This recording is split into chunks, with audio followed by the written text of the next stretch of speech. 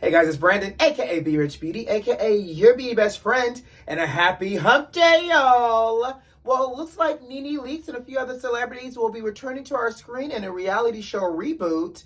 Does the Kardashian clan own a church? Baby, we're talking about that and a lot more. You know what to do. Grab your tea, grab your beverage. Let go!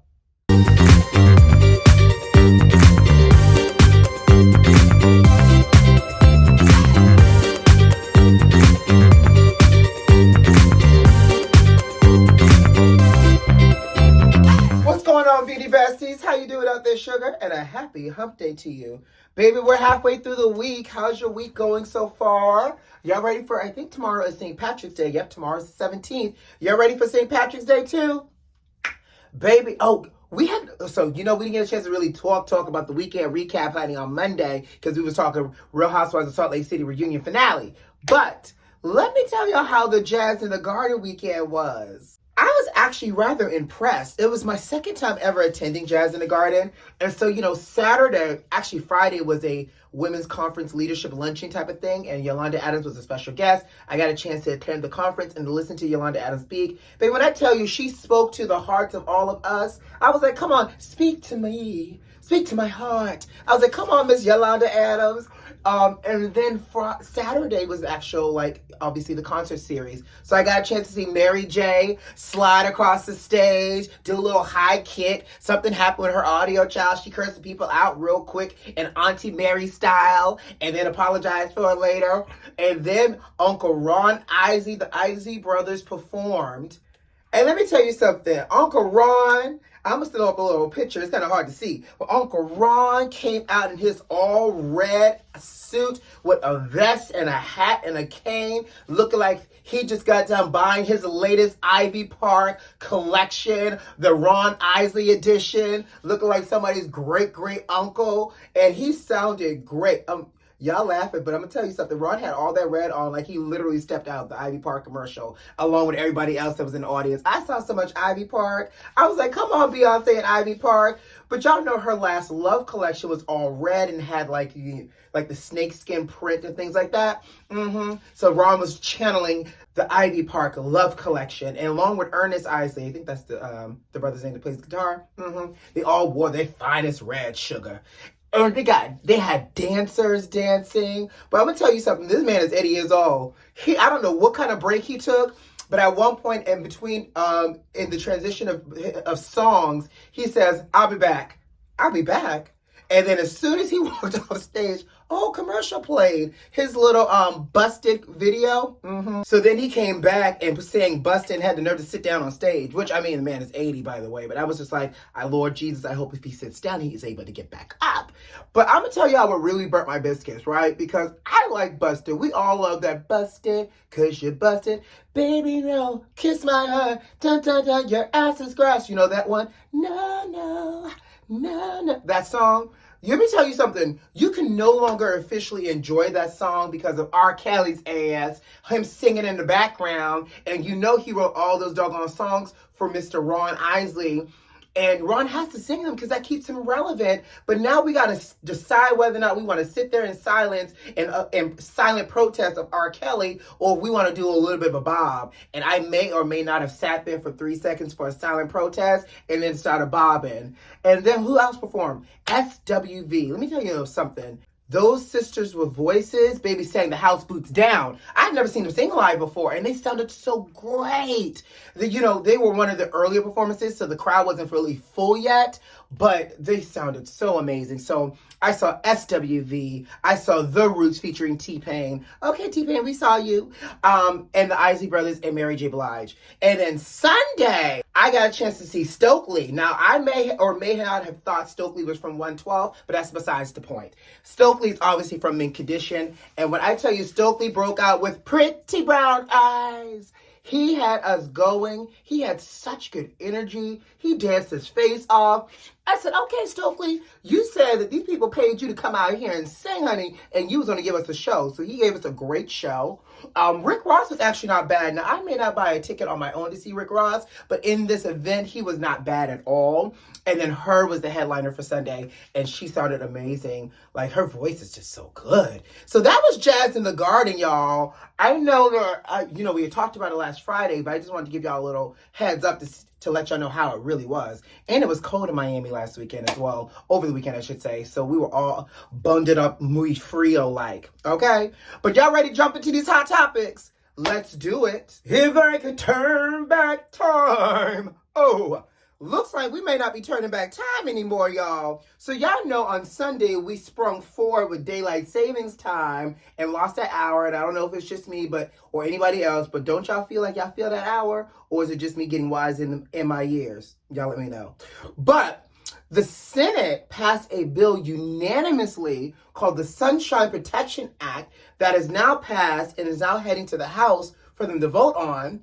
And if the House passes that bill, it will go to the president's desk for him to sign it. And it basically means that we are doing away with, falling back and springing forward with daylight savings. So how y'all feel about that? Because I'm going to tell y'all, I like falling back. I like feeling like I'm getting an extra hour of sleep and productivity in my day. The inverse to that, though, is, it gets dark at like 4:36 p.m. during those winter months. And, obviously, if they eliminate the ability of falling back and springing forward, we will all stay in this like perpetual state of the maximum amount of sun, right? So obviously the sun will be a little bit shorter during those winter months, and also, I think like during the summer months, it doesn't get light until a little bit later in the day, or however that the sun works. I don't know. But I just want to know, what y'all think about doing away with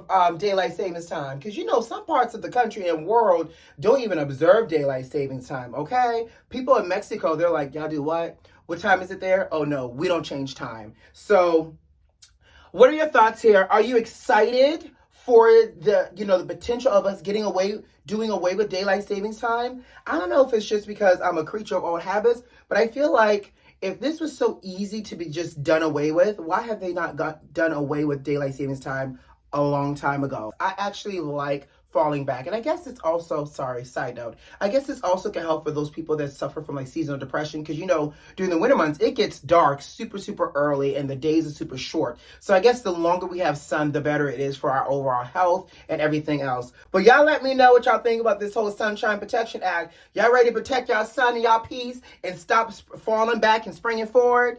Let's move on. So it looks like NENE Leakes, along with a few other celebrities, are coming to our reality TV screens really soon, especially NENE Leakes, child. It looks like NENE got herself out the doghouse in terms of reality TV, even though she's moving from Bravo to BET, child, but that's besides the point. Now, they are doing a reboot of College Hill. Now, did you guys ever watch College Hill when it was on BET back in the day? Well, College Hill came on, if I'm not mistaken, back in like 2008 and ran for like 6 seasons or so. And it was basically a reality show for Black college kids going to HBCUs. So this reboot is going to take place for Texas Southern University. And, basically for me, I consider like College Hill to be the Black version of like Real World back in the day-ish, kind of.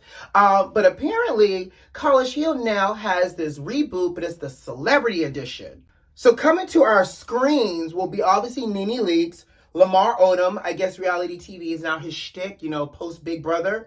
We're getting Ray J. Yay, exciting, right?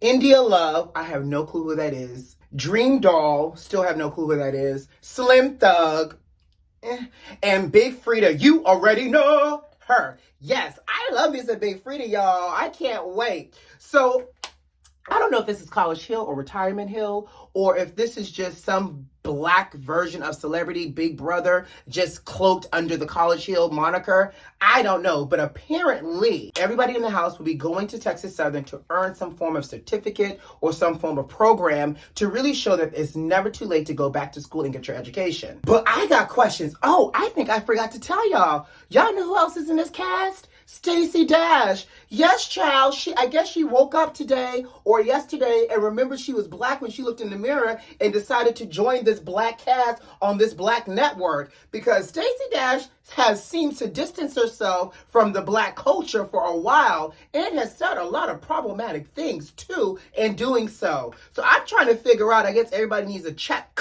but I'm trying to figure out what this is about to look like life in this College Hill house as Stacey Dash and the rest of these black cast members. Because you know who I think is going to take her to task? NENE. They got the perfect person. And in this case, I'm excited to see NENE come back to reality TV, because I know NENE's going to show up and do her job. NENE's going to be the loudest. She's going to be the biggest. She's going to straddle that line of being the bully to try to make herself relevant and get the eyes of other people to say, I'm back, bees, and I'm back on reality TV, and this is what you've been missing. So NENE, I hope a lot of them hold Stacey Dash to task on the things that she said that's been problematic, because y'all know low-key, high-key, off-key, and in between, Stacey has not been invited to that cookout in a very long time. So the fact that she's got invited to a reunion of sorts, a College Hill reboot, is quite interesting to me. So we'll see how Stacey Dash survives in this College Hill reboot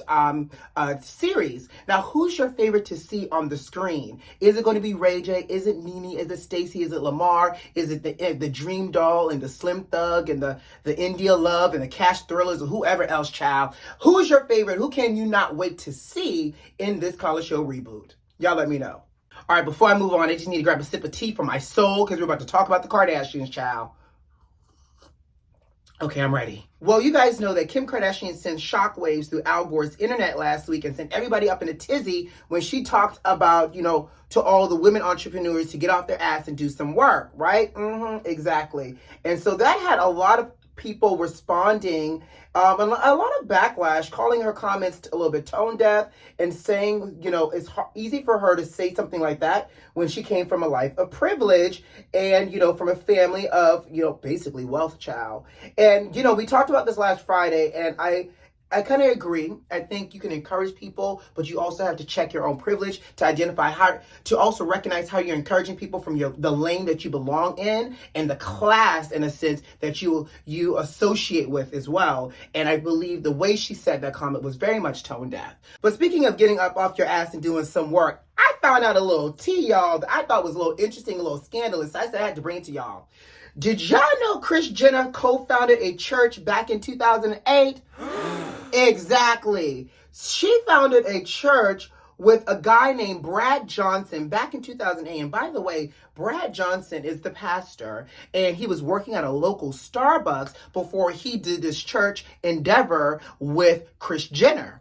And prior to that, in 2007, he was the pastor at a very big church, about 5,000 attendees, and he stepped down because of what?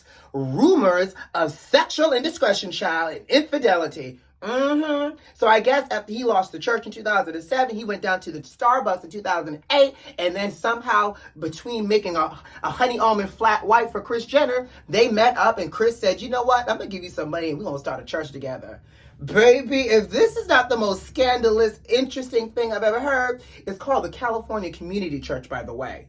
Now, most churches are set up as a nonprofit, so that way when you donate, you can make tax write-offs. Churches also, benefit from tax breaks and things like that from the federal and state level as well. And oftentimes, I guess most churches don't pay taxes because of it's being a church and the way it's set up.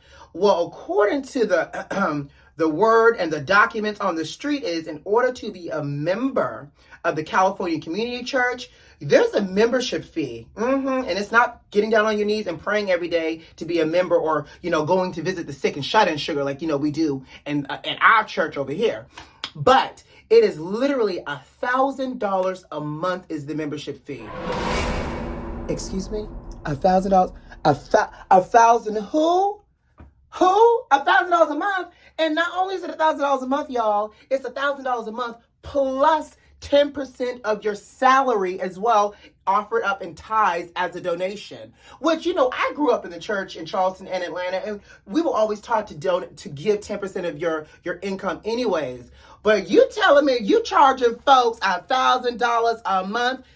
Kris Jenner, and you over here charging people, also making it mandatory that they donate 10% of the salary. I need to know what's going on at this country club of a church, okay? Because we over here talking about Mary Cosby and her alleged church/cult, $1,000 a month and 10% mandatory tithing donations sounds a little bit more cult-like to me. And what does one get with $1,000 a month church membership? Is it front row access to the pew? Do I get a special, 1-855 number to call up Jesus directly?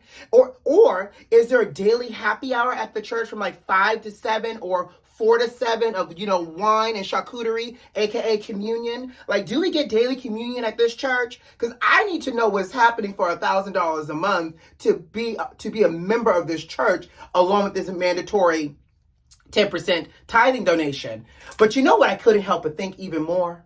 Kim has talked about donating and how she donates for her church and she donates to a passion she believes in. And if I do a little bit of just very loose math here, if Kim tithes 10% of her overall salary every year, it could easily be a nice soft $5 to $6 million, because again, it's tax write-off because you're donating to a church. So she's donating $5 to $6 million a year into the church, or maybe along with the other siblings as well. They're donating a few millions of dollars a year. All of that money is going into this church, into Kris, and back to them. So is this whole church situation a scam?